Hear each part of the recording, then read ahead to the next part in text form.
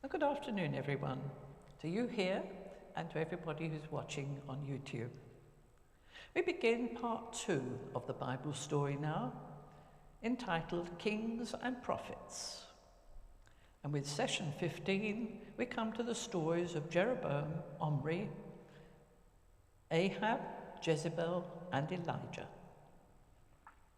And we begin the next big period of history in the Bible story, covering the next 5 centuries, right up until the year 536, telling the stories of the divided kingdoms of Judah in the south and Israel in the north.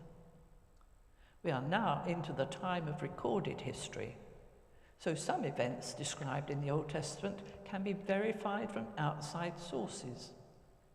Archaeologists, too, have given us much valuable information from their discoveries of places of significance. Let's go to our first map. The southern kingdom was smaller, but remember, although it looks big on the map, only the northern part was habitable, the rest was desert land.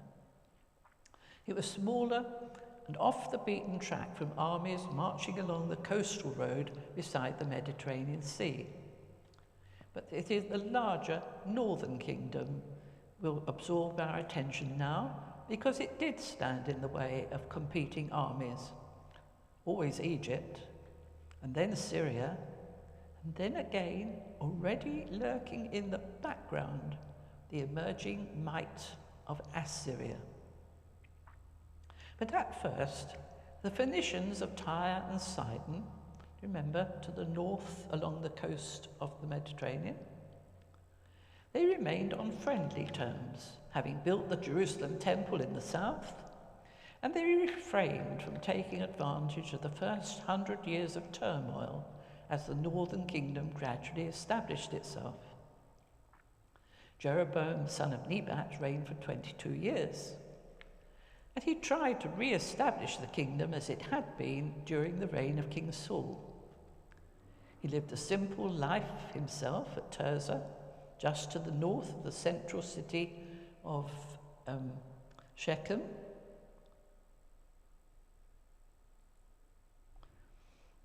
But the new kingdom had very little money. For stability, great emphasis placed again on the law of Moses. And Jeroboam restored the Aaronic priesthood, which had been displaced by Solomon and Zadok the priest in Jerusalem. But as trade improved, so gradually did the economy. And eventually, the surrounding nations began to take more notice of the northern kingdom of Israel. Jeroboam, however, did not succeed in establishing a permanent capital for Israel. Shechem was his first choice. Remember? Shechem?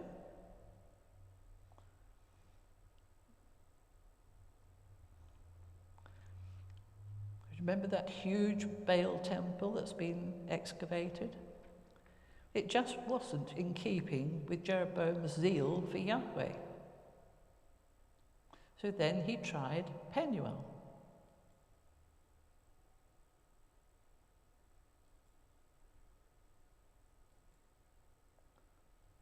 The remote place on the other side of the river Jordan. That didn't succeed either because it was too far away. The Ark of the Covenant was still in Jerusalem. Many people were trying to return there because of their allegiance to Yahweh.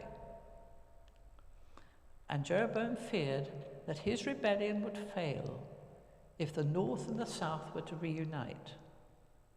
He therefore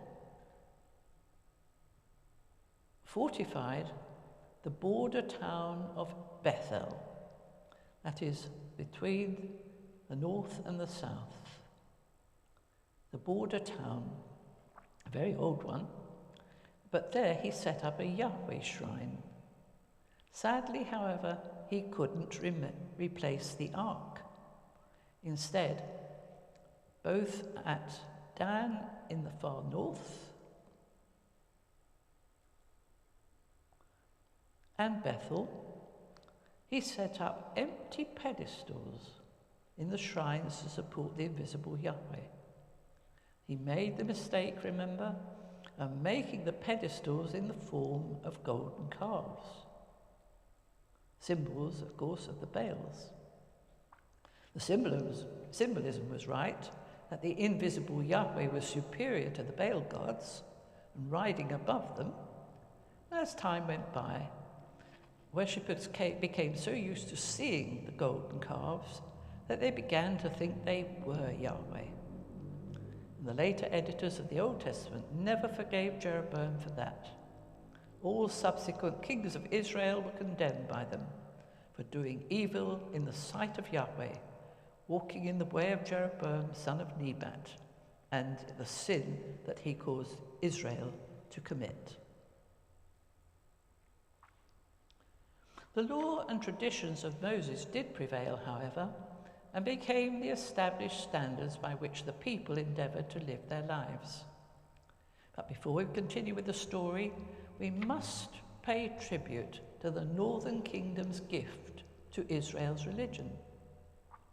Because it was in the north that the two ancient forms of prophecy which we met during the reign of King Saul, the lone seers and the bands of ecstatic prophets, both prevalent in the Middle East, were coalesced in Israel and grew during the next 8th century into something far greater than either of them separately, a form of uncomfortable prophecy that came to be unique in Israel, giving us Amos, Hosea, and all the others. Now back to our story. King Jeroboam's son Nadab lasted for only 2 years before he was killed by Baasha, a soldier, who reigned for 24 years. Then his son Elah was killed while drunk after only 2 years on the throne, and his killer Zimri, another soldier, only lasted for 7 days before he was yet murdered by another soldier, Omri. And even then, Omri had to fight off Tibni, another challenger for the top job. With the house of Omri, however, the story of the northern kingdom was saved from total collapse, and it began to take shape politically as well as religiously and socially. The Old Testament text makes little of Omri's reign of 12 years, telling us only that he bought the hill of Samaria, a lone hill standing up on its own with gaps all the way round.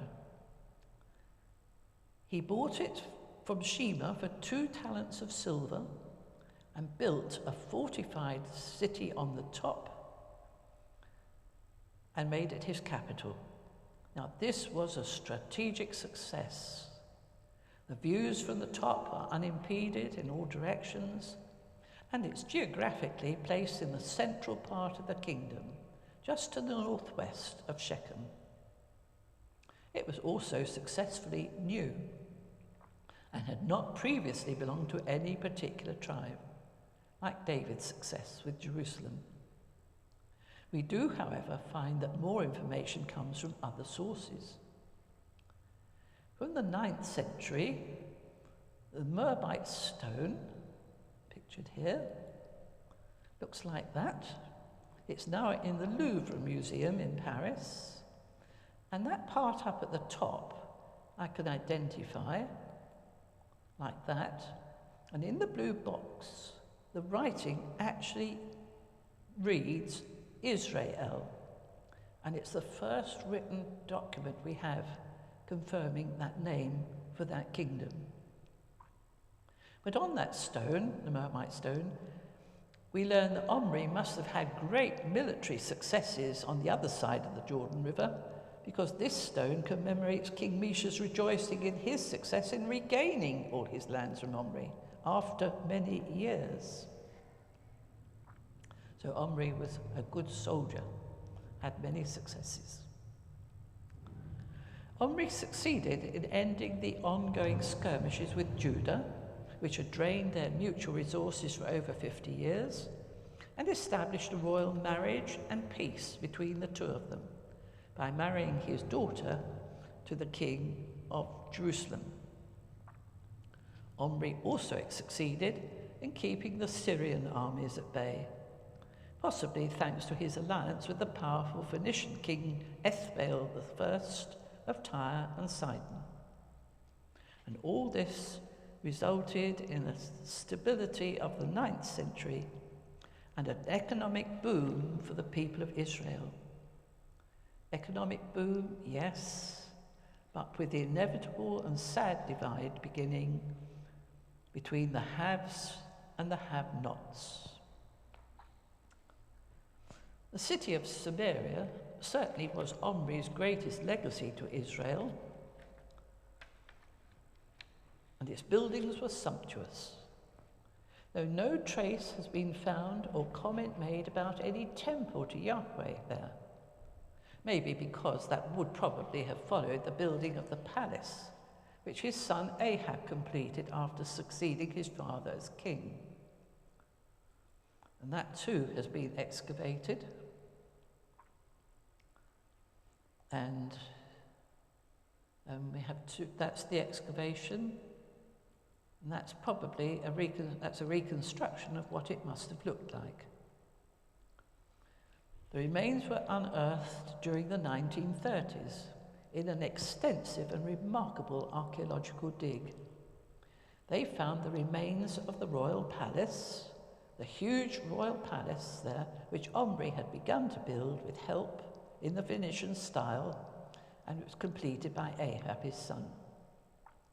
This was described later by the prophet Amos as an ivory palace. And no one could visualize this.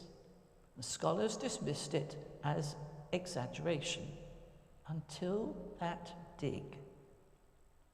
When I was a student in Chichester, the college's principal, Betty Murray, had actually taken part in that dig when she herself had been a student of archaeology. And she described to us one evening the many, many Phoenician-style, beautifully carved discs of ivory they found that had been pressed into wet plastered walls to decorate the rooms. She even showed us one and passed it round among us. I can't show you that one, but here are some others to interest you.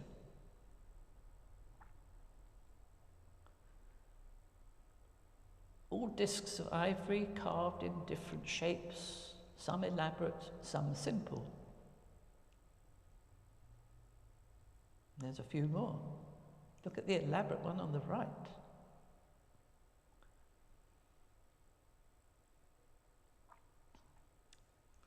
Omri had cemented his alliance and friendship with the Phoenicians with an important, prestigious marriage for his son Ahab with Princess Jezebel, the daughter of King Jezebel I. And this was hailed with delight in Israel. Psalm 45 was composed to celebrate the marriage. So imagine yourselves now as guests at the royal wedding, listening to the song. And I quote from the psalm. I address my verses to the king. You are the most handsome of men. Your God has anointed you with the oil of gladness beyond your companions. Your robes are all fragrant with myrrh and aloes and cassia. From ivory palaces, stringed instruments make you glad. Daughters of kings are among your ladies of honor, and at your right hand stands the queen in gold of Ophir. Hear, O daughter, consider and incline your ear. Forget your people and your father's house, and the king will desire your beauty. Since he is now your Lord, bow to him. And later on it goes on, the princess is decked in her chamber with gold-woven robes, and in many-coloured robes she is led to the king, and behind her the virgins, her companions, follow. The bridesmaids, in other words. With joy and gladness they are led along as they enter the palace of the king, and so on and so on. Now, this political marriage had huge consequences for Israel. And as the wedding anthem proclaimed, the bride had to forget her people and her father's house. But Jezebel did not. She was her father's daughter all her life. It was an alliance like Solomon's had been with the princess of Egypt. And instead of coming to be part of a lesser king's people, the proud princess was determined to enhance her own father's influence in the kingdom of her husband. And this, of course, was always done religiously. Like the Egyptian princess before her, Jezebel was allowed to bring her own father's Baal god with her. And Ahab then built a temple in Samaria, but it didn't get used for Yahweh. No doubt at his wife's persuasion, Ahab allowed it to be used for the worship of Jezebel's god, Belcot, the storm god of the Phoenicians. And that, of course, meant that many more of Belcot's priests came to Samaria as well. When Ahab sometimes joined in with his wife, he gave a new aura of respectability to Baalism. Many people of Samaria joined in, following the royal fashion, as people always do. And after all, there was no other temple of Samaria, so it was easy for Baalism to gain a stronghold and even to become the norm in Samaria. And do remember that Baal worship was always connected with the exciting, sexy activities in worship known as temple prostitution, which people enjoyed. And Canaanite fertility worship still lurked under the surface of life in both Israel and Judah, and hooray, it had now burst onto the surface of life again. Jezebel was a much more forceful personality than her husband, good soldier that he was. He had led, no, not right, go back.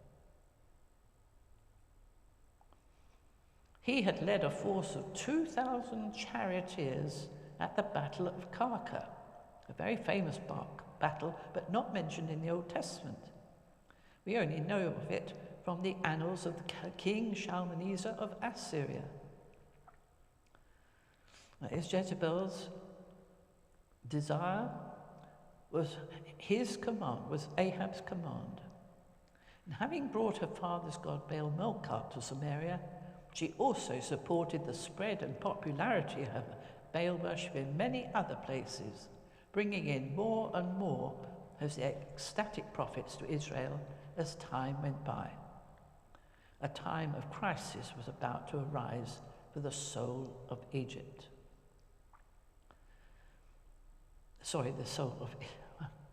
A time of crisis was about to arise for the soul of Israel, because Jezebel's forceful zeal had even led to the destruction of several Yahweh shrines in Israel and the death of the priests who served in them. Yahwism was going underground for safety.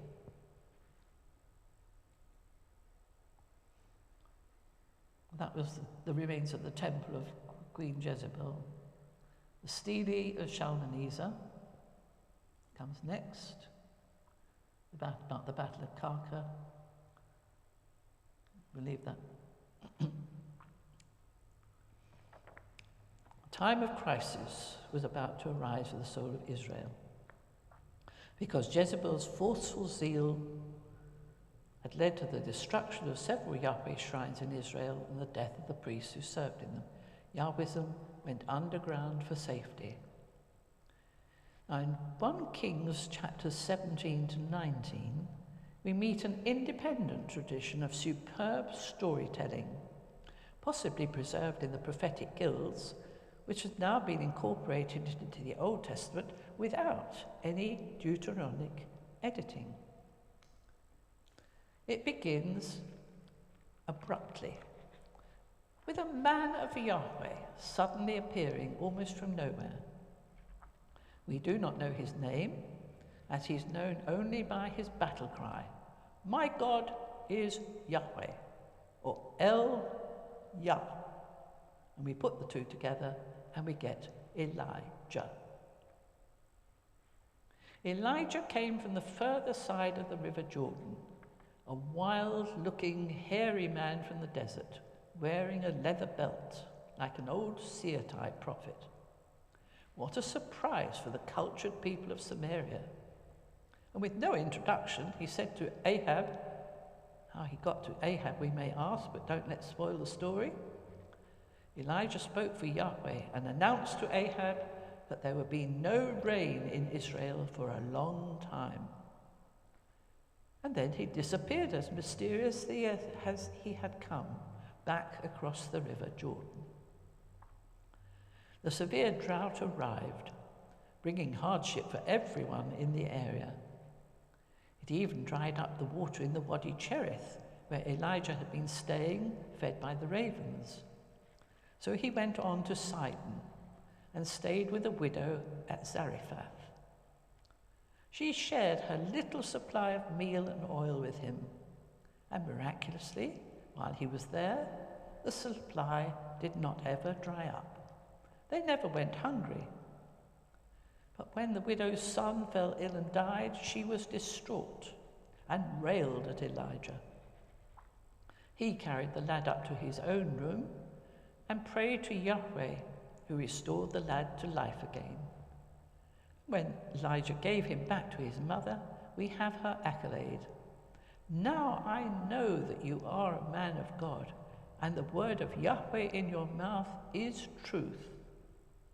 And that commends him to the reader without further question. 3 years had gone by when Yahweh next promoted Elijah to visit Ahab again. The story is told vividly. He first met Ahab's comptroller, Obadiah, who had gone out like Ahab to search the land for water to save the horses.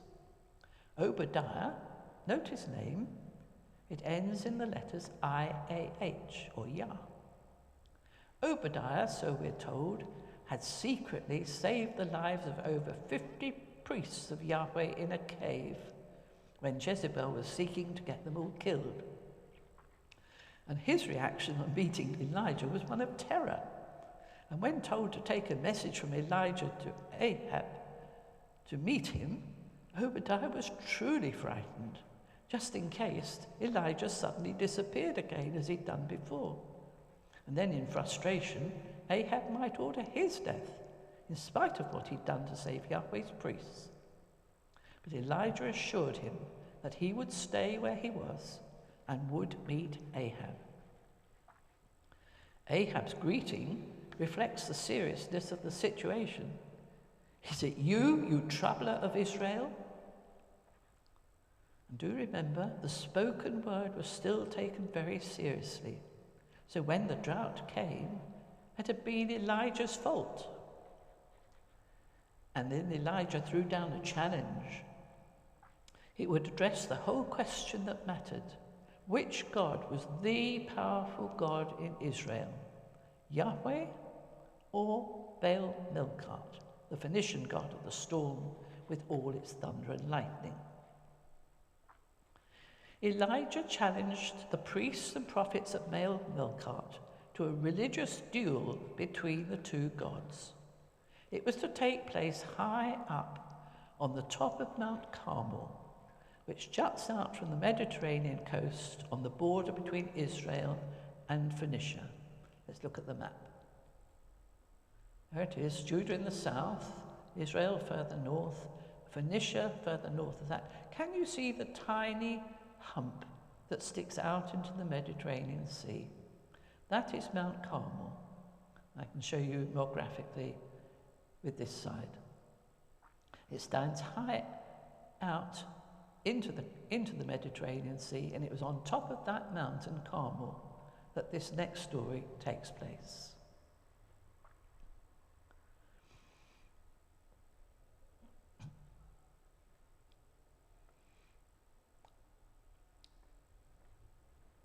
It was to involve the 450 prophets of Baal and the priests of Asherah, the feminine deity, and Yahweh. Elijah summoned lots of people to witness the result of the contest and asked them, and I quote, "How long will you go limping between different opinions? If Yahweh is God, then follow him. But if Baal, then follow him." And the challenge would be, which of the two deities had the power to light the fire and consume a sacrifice? It was a fair contest, but Baal Melkart was the god of thunder and lightning, while Yahweh was the god of Mount Sinai, who had been made visible to Moses in the burning bush. An altar was to be set up for each god, and a sacrificial bull put in place on each. Then in turn, the Baal prophets and Elijah would call upon their respective gods to send fire to light the sacrificial fires on each altar. And I quote again, the result would be, "The God who answers by fire is indeed God in Israel." The challenge was accepted, and many Israelites turned up to witness the result.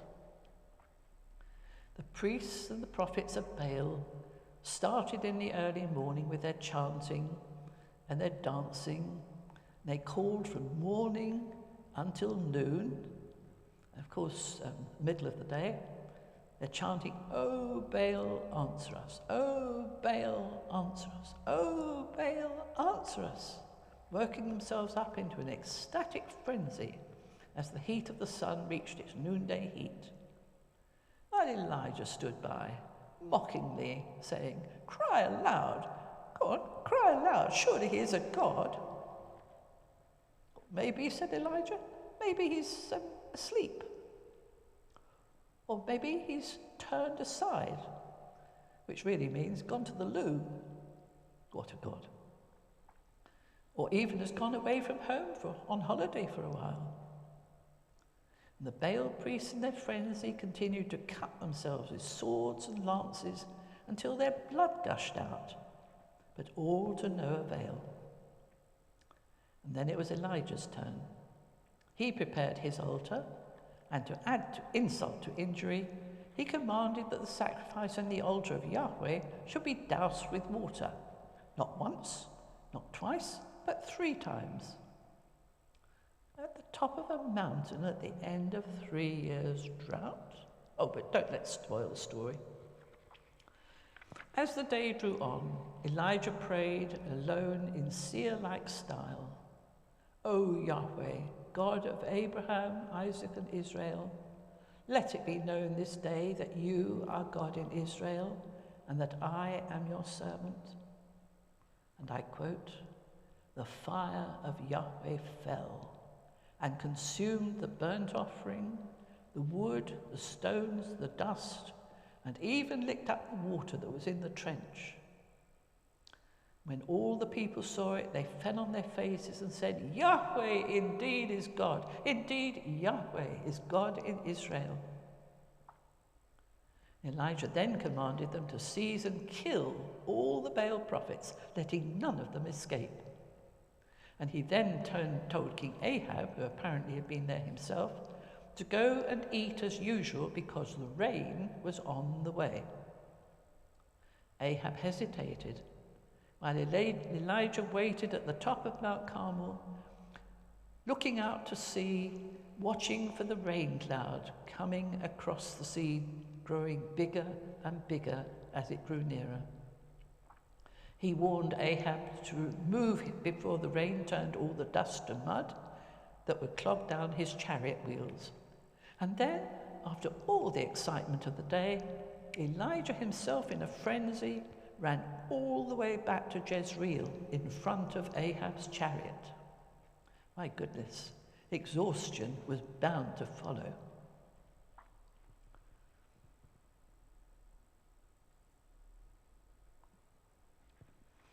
We don't know what Ahab said to his wife.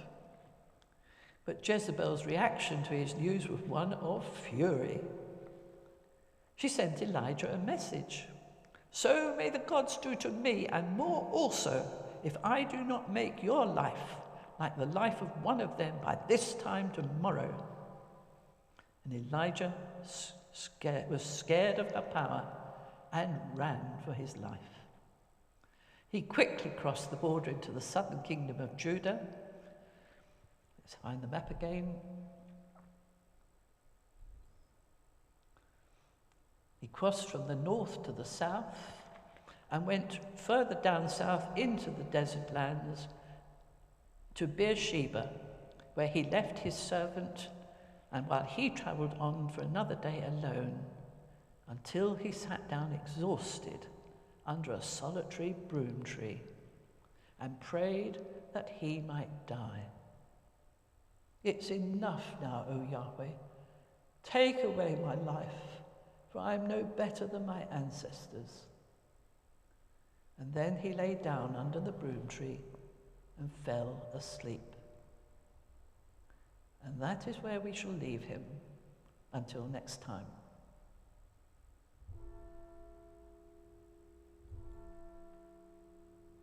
Thank you for coming, and I hope you'll sign in next time.